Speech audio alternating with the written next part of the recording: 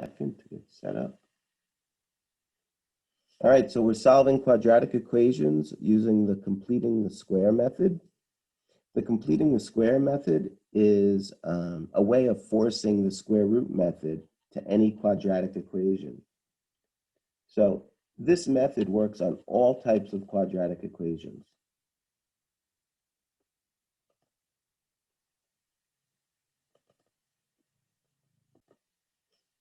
So of the four methods, right, that we discussed, we said there's a factoring method for solving quadratics. There's the square root method for solving quadratics. But both of those have to be real specific equations for them to work. Solving quadratic equations by completing the square, this method works for all quadratic equations and will always work. This method always works, and using the quadratic formula, which is our next lesson, always works as well. So I'm going to write down the steps of procedures. It's kind of lengthy, so give me a second to write them down.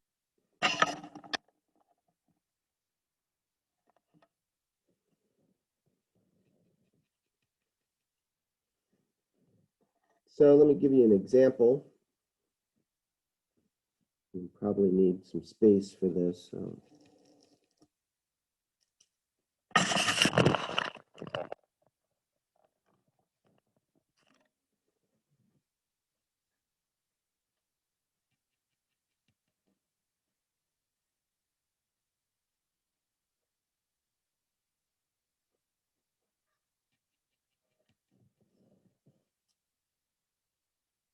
So this is my example. It says 2x squared plus 12x plus 16 equals 0.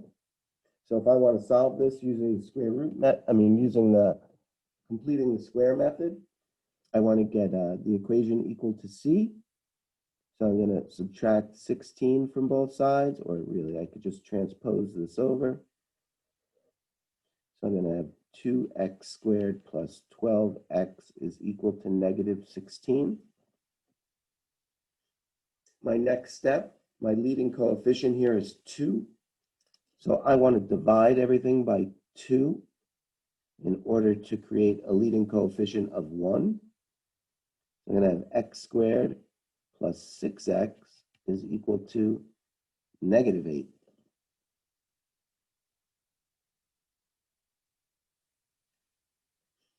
Then it says take half the b term, half of 6, square it, and add it to both sides.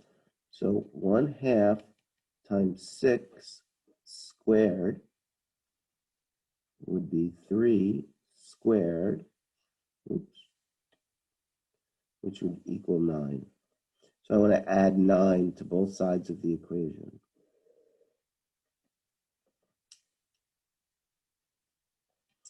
So I'm going to have x squared plus 6x plus 9 is equal to 1.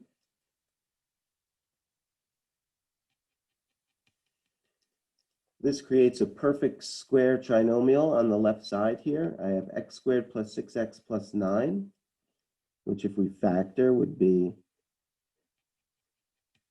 x and x, 3 and 3, plus and plus.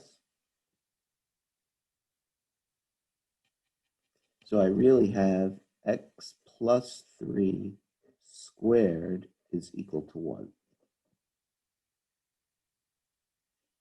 And this is really all of the completing the square, right? We completed the square, we added and created a perfect square trinomial. And now from this point on, really, we're just applying the square root method. So I'm going to have x plus 3 squared is equal to 1. And I want to take the square root of both sides. My square root removes my square, so I'm going to have x plus 3 is equal to plus or minus 1. I'm going to subtract 3 from both sides of the equation. So I have x is equal to negative 3 plus or minus 1, which really means I have two scenarios. I have x is equal to -3 plus 1, and x is equal to -3 minus 1. So my answers are going to be -2 and -4.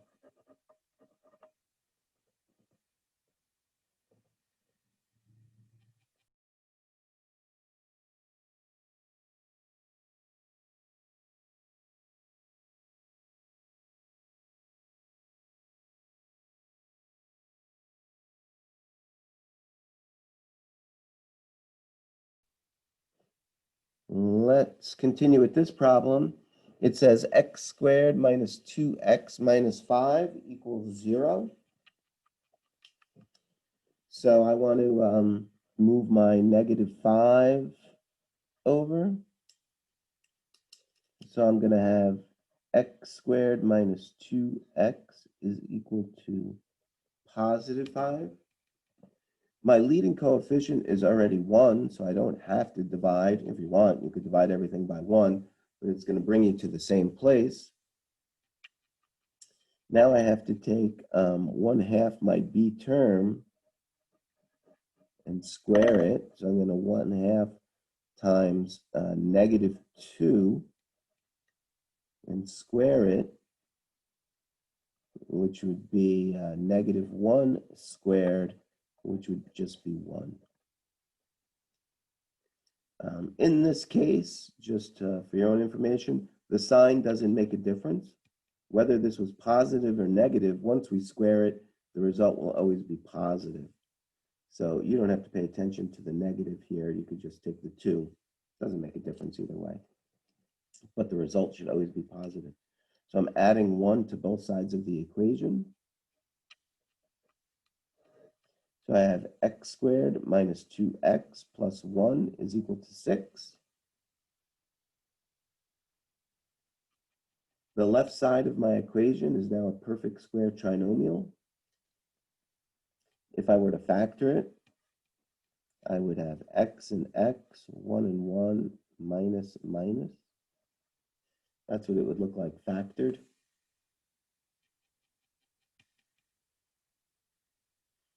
And then we want to write it as a binomial squared. X minus 1 squared is equal to 6. And now we could use the square root method to solve this. We want to take the square root of both sides of the equation. So I'm going to have x minus 1 is equal to plus or minus radical 6. I want to get x by itself, so I want to add 1 to both sides of the equation.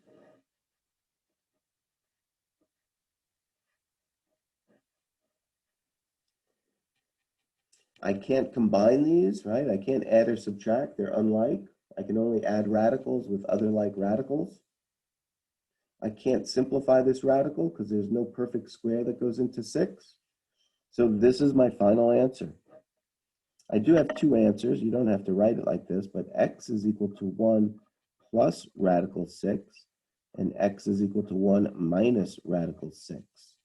We could find decimal approximations if we wanted, right? We could get 2 different decimal values, but I prefer exact values. And these are exact.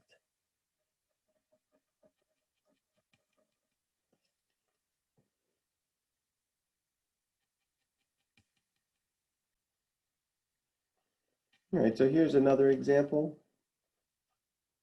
for you to try. I'll give you a few minutes to get started, and then we'll work on it together.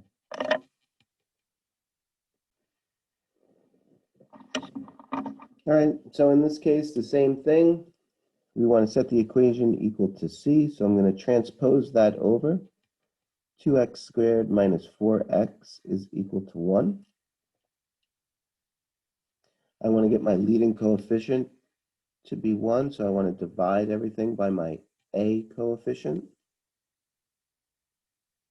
So 2 divided by 2 is 1. So I'm going to have x squared minus 2x is equal to 1/2. Now I want to take 1/2 of my b term, 1/2 of -2 squared, which would be -1 squared, which would be 1. I'm going to add 1 to both sides of this equation. So I'm going to have x squared minus 2x plus 1 is equal to 1/2 plus 1. Well, when you think of this, since this denominator is a 2, we should write 1 as 2 over 2. So I have 1/2 plus 2 over 2, which will give me 3 over 2. So the left side of my equation is a perfect square trinomial. I could factor this.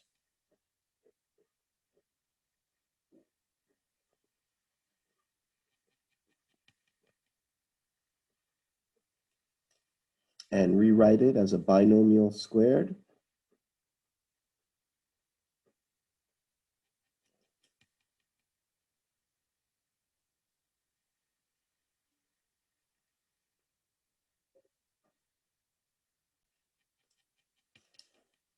So now we can take the square root of both sides.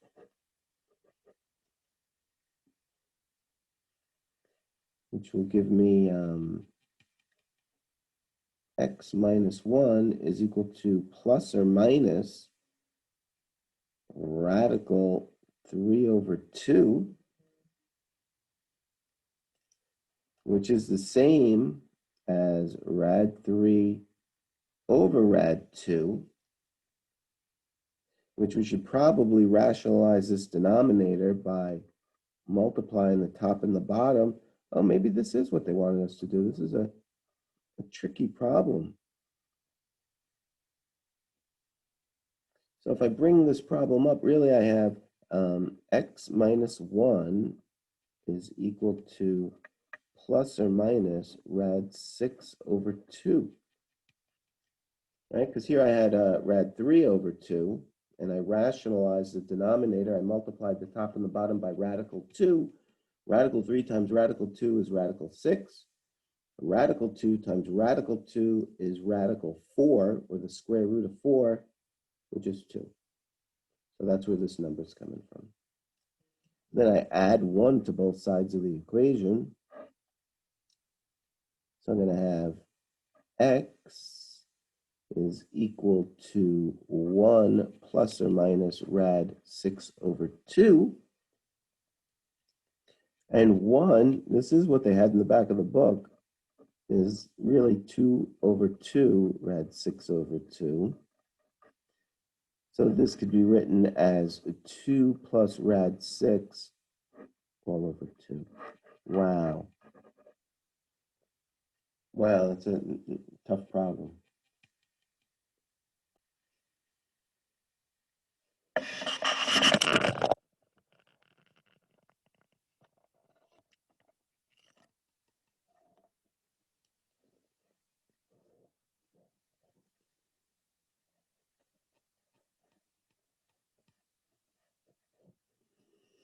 So I set the equation equal to my C term, my constant.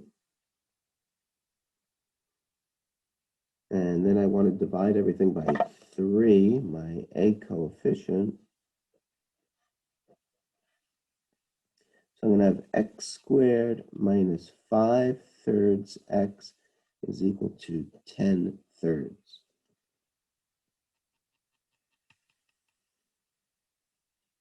So now I want to take 1/2 of the b term, 1/2 times negative 5/3, and square it. So 1 times 5 is 5, 2 times 3 is 6. So I really have 5/6 squared. Negative times negative is positive, so this is 25/36. So you want to add 25/36. Oops.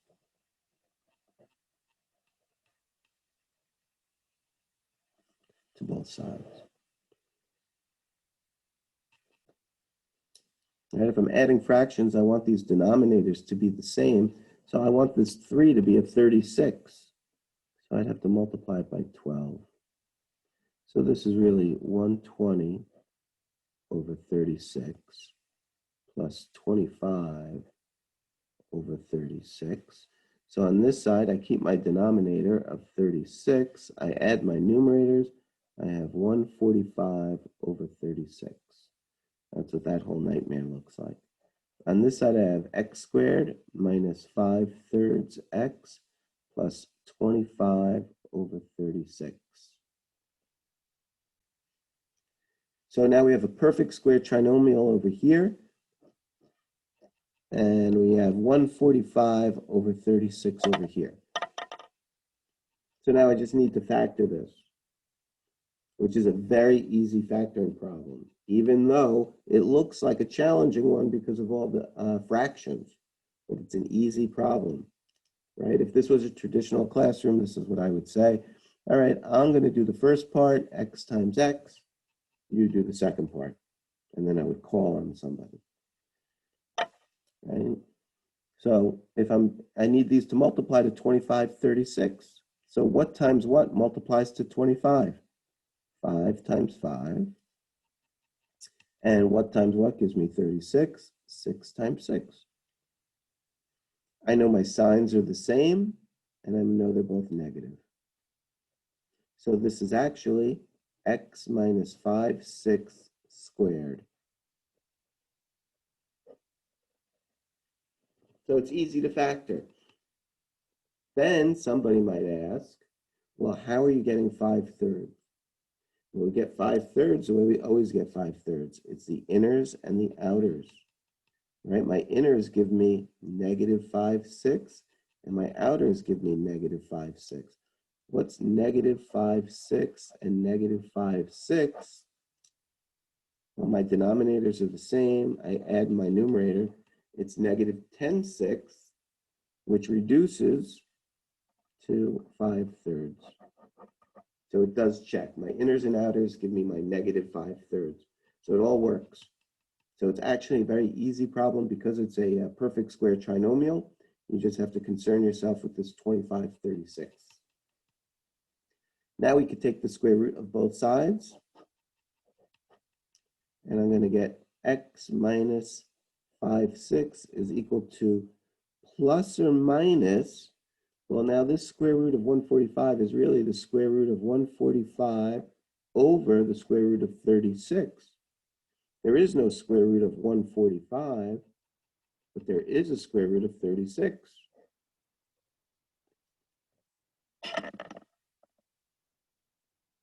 So this problem works out kind of nice because now I want to get x by itself and I want to add 5/6 to both sides. My denominators are the same, so I could keep my denominator. And I want to add my numerators. So I have 5 plus or minus rad 145. And if I could simplify this, I would, but I can't. There's no perfect square that goes into 145. I would try it, but I know because I've done this problem 100 times that it cannot be done.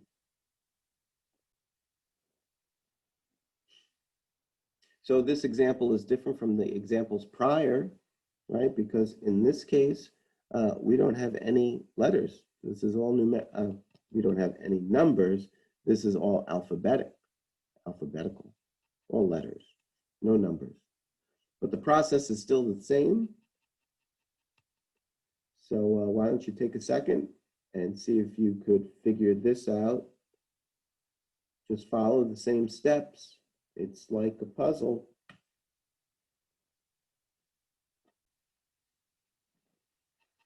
So if we follow this process, right, we're going to move this c over. We're going to go minus c minus c. I'm going to have ax squared plus bx is equal to negative c. I said divide everything by your a coefficient.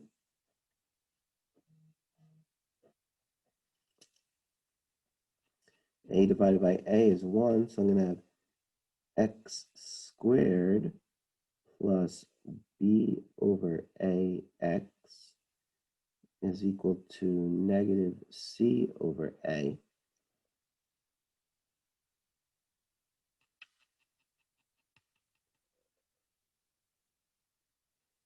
Now you got to take half the b term's coefficient, 1/2 times b over a, and then we got to square it, half the b term's coefficient, and square it. I'm multiplying fractions, right? So here I just have 1 times b and 2 times a. So that's going to give me b over 2a squared. And then you square all of these. So it's going to be b squared over 2 squared is 4a squared. B squared over 4a squared. So I got to add b squared over 4a squared. Add b squared over 4a squared.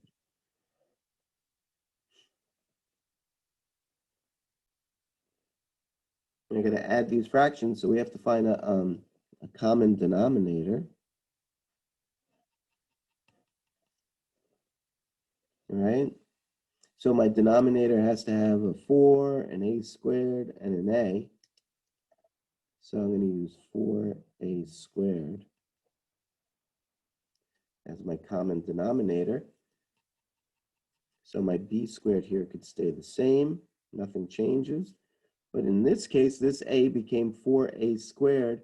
So what's missing from here is a 4a.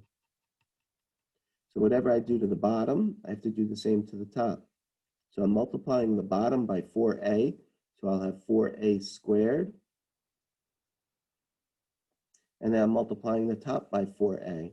So it looks like I'm going to have negative 4ac up top.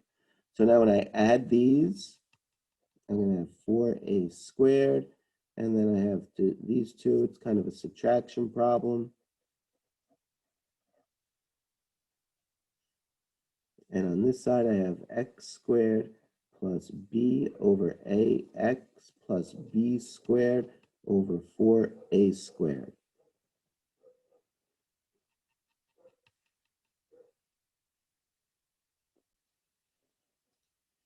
We have to factor the left side of the equation.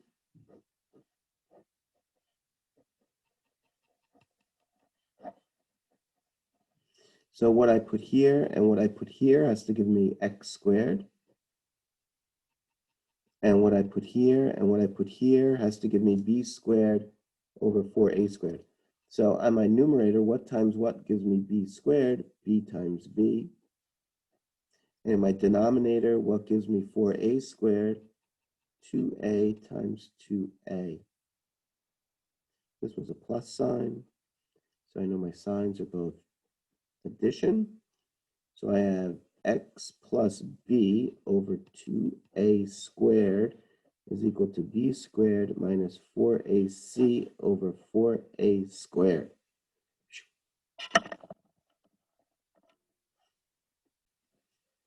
All right, so I'm going to square root both sides.